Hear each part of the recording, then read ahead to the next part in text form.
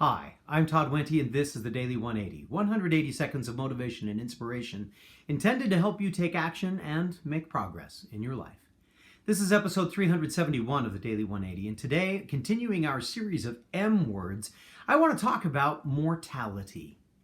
I know somebody out there is probably saying, oh my gosh, here we go, starting to talk about the difference between mortality and immortality, the existential crisis, blah, blah, blah. Okay, maybe, but hopefully you'll see where I'm going with this in just a moment. Before I do anything else, I want to invite you to make sure that when I'm finished with this video, or maybe even right now, make sure you subscribe to our video and ring the bell so that you can be reminded of new episodes when we make them available, and feel free to share this episode far and wide with anybody that you think can benefit from it, because I promise, this one I think is one of my best ones yet. So, mortality. You know, back in the Middle Ages and even into the Renaissance, recognizing one's own mortality was seen to be a mark of a truly enlightened individual. After all, we're never going to get out of this thing alive. All of us at some point in time are going to die. And confronting one's mortality was seen to be a preeminent point of wisdom. If you could do that, you were among the wiser individuals. In fact, that's why oftentimes magicians and sorcerers are, and in many cases, poets, authors, and scientists have a skull depicted being with them in medieval or in Renaissance periods of time. This idea of confronting one's mortality, being always reminded that one will die, was seen to be a tremendous mark of improvement, of elevation, of intelligence, of wisdom.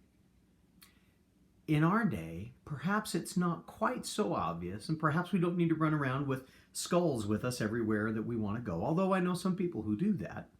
But I think the idea of recognizing our own mortality, recognizing the fact that we will all die at some point in time, can be very powerful to help us be motivated to take action in the moment. After all, if we know that we do not have an unlimited source of days that are coming for us in the future, taking action in the moment, taking action today, might be extremely valuable.